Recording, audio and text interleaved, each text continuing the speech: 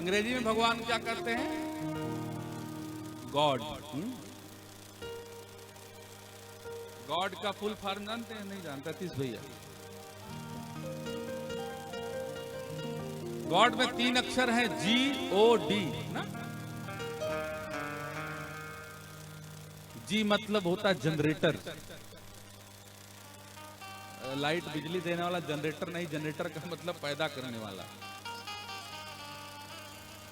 जी का मतलब जनरेटर, ओ का मतलब ऑपरेटर, और डी का मतलब डिस्ट्रॉयर, संहार करता। जनरेटर का मतलब करता, उत्पादन करता। ऑपरेटर का मतलब पालन करता, और डी का मतलब डिस्ट्रॉयर, संहार करता। यही है गॉड का अर्थ। और ये तीनों किस देवता में समाहित है? महादेव में।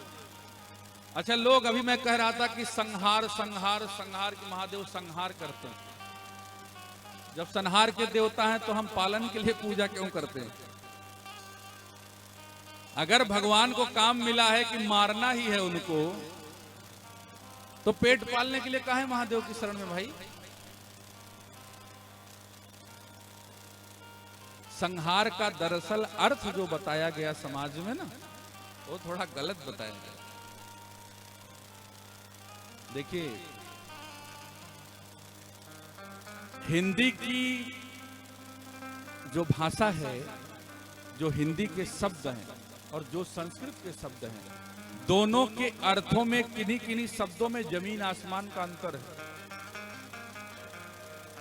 हिंदी का जो संहार है, हिंदी के संहार का अर्थ है नाश, लेकिन जो संस्कृत का संहार है, ये नाश नहीं है। संहार शब्द की उत्पत्ति व्याकरण क्या बताती? सम उपसर्ग लगाया गया, सम के बाद प्लस, उसके बाद क्या लगा? हरि धातु, हरि, और फिर क्या लगा? प्लस प्रत्यय क्या लगा? घई प्रत्यय लगा। सम हरि घई, इससे मिलकर क्या बना? व्याकरण की सिद्धि से संहार। सम उपसर्ग का मतलब क्या होता है? बराबर।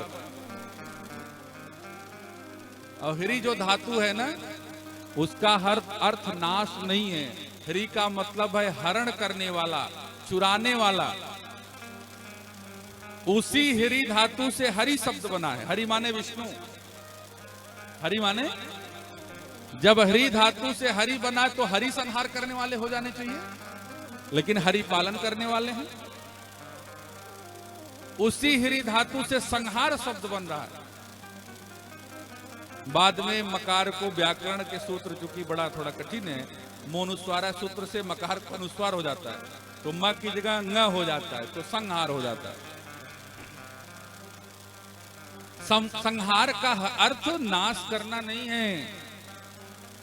हरि धातु लगी है संहार में, संहार का मतलब है हरण करने वाला।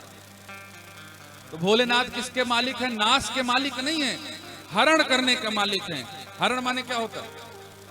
आपके दुखों का हरण कर ले, आपके जीवन में पाप ताप का हरण कर ले। हरि नारायण का नाम है, और नाम इसी नाते पड़ा है कि हरि भी हरण करने वाले हैं। हरणम करो दिशा हरि, जो हरण करता है, नाश नहीं करता। वो महादेव क्या करते हैं? डिस्ट्रॉयर नहीं है। इंग्लिश वालों ने बिल्कुल गलत लिखा, डिस्ट्रॉयर नहीं, नाश करने वाले नहीं है। ये रिफॉर्मर हैं, नवीनीकरण कर देते हैं। जैसे हमारे अंदर कोई दुर्गुण होगा ना, भगवान उस दुर्गुण का नाश करेंगे और उसको रिफॉर्म करके, बदल करके सगुण हमने भर देंगे। शिव रिफॉर्मर है, डिस्ट्रॉयर नहीं है।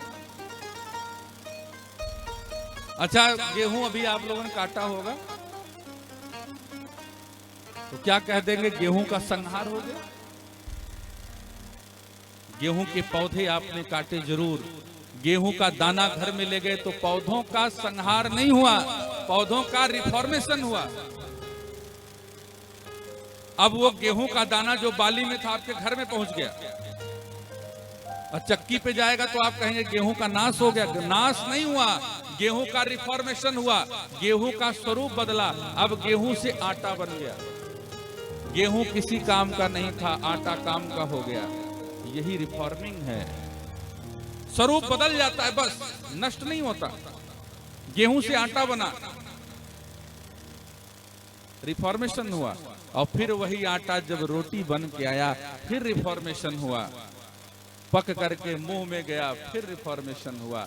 ये निरंतर बदलाव है, ये नाश नहीं है। यही बदलाव महादेव करते हैं, हर व्यक्ति के अंदर रिफॉर्मेशन करते हैं, दुर्गुणों को हरण कर लेते हैं भगवान और उसके अंदर सद्गुणों को भर देते हैं। इसी नाते भगवान क्या है? संहार करता है। सबके अंदर रिफॉर्मेशन करने वाले हैं भगवान शिव। संहार माने नाश करने वाले नहीं हैं।